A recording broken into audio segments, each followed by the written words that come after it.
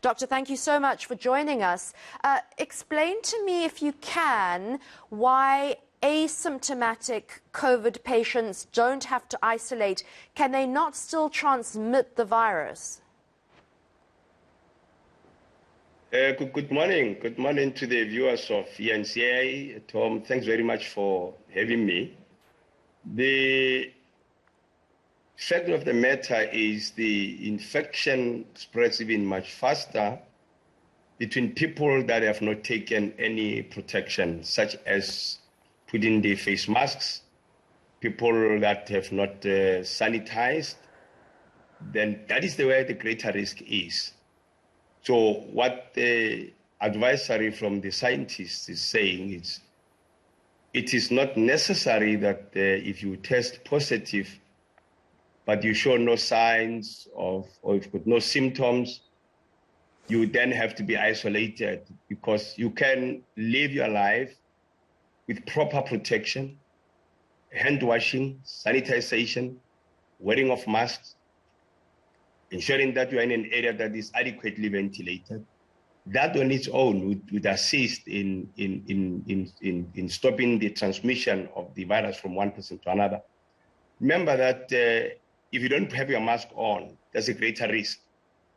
And therefore, even if you are positive yourself, you'll not be able to transmit it from yourself to other people. So, but that allows you also to still continue going on with your normal life.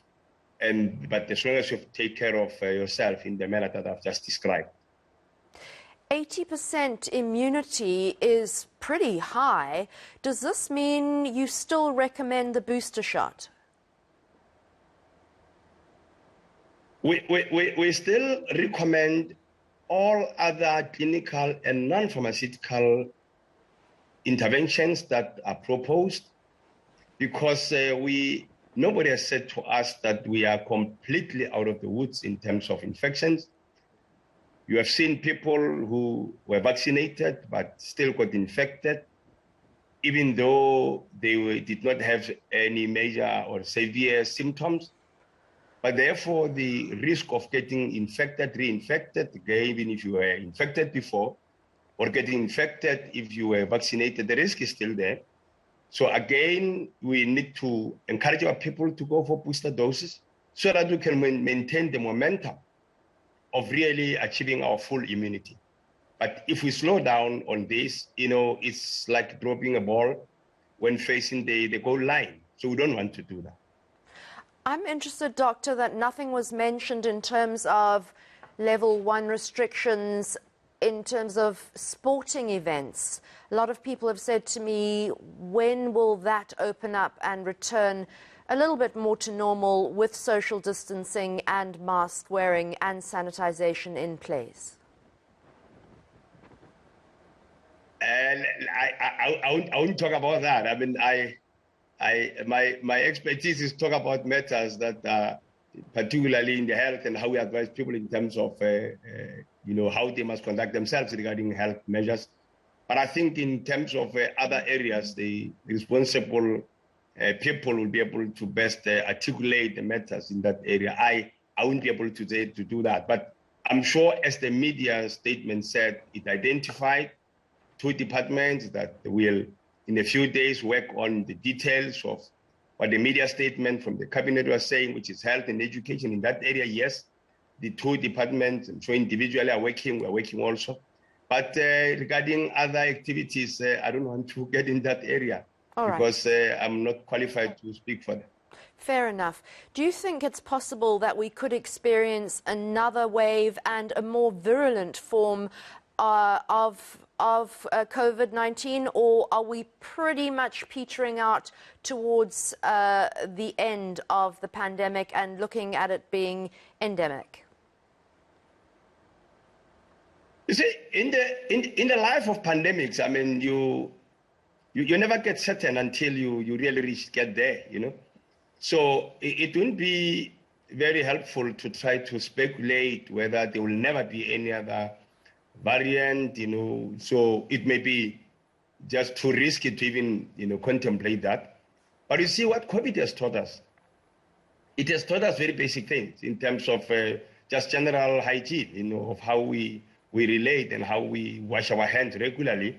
So there are certain things, in fact, that are going to have to characterize the way we live, even if we've got no COVID. For an example, we had a campaign many years ago called the WASH of encouraging people in hand hygiene, which has now been strengthened with COVID. But whether we'll have another variant or not, I don't think it's the right time to even say that. But let's just keep hoping that, if we have another variant, it may not be as virulent as the ones we have seen before.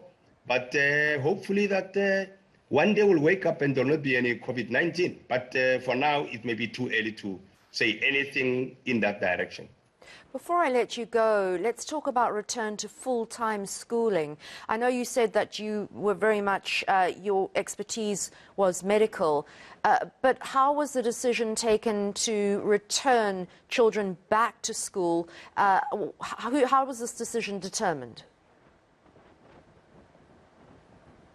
Every decision that the department takes, particularly in the area of the pandemic, is based on what scientists are advising. Scientists read the stories, they follow the global trends, they do analysis of what comes before them.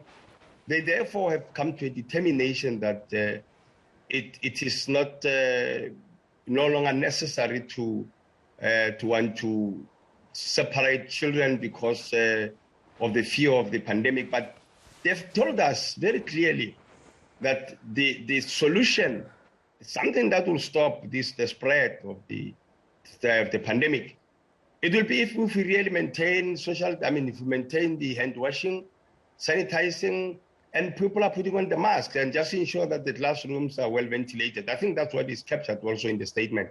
So, and that's what we believe should be followed.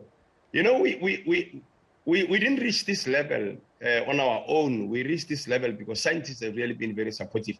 And we've never veered away from what they advised us on. We do apply our minds in terms of policy, but by and large, we've really been driven by what scientists are telling us. And we had no reason to doubt their advice this time around.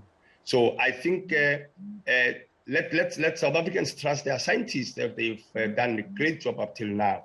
So I think that's how far I think we can go. But, we shouldn't really put any doubt. But the last thing really that I want to repeat is just really, let people adhere. I've seen people that don't adhere to the NPIs. Nobody has said the NPI era is over. It's not over. It will not be over. So let people stick to masking, again, going through the hand washing as a routine thing to do in life, and ensure that we live in an area of highly ventilated space. A new world, really, where so I suppose COVID has introduced a new world for us in terms of hygiene and how we conduct ourselves in public and amongst one another. Thank you so much. That was Ramphelane Morewane, Acting Deputy Director General of Primary Healthcare.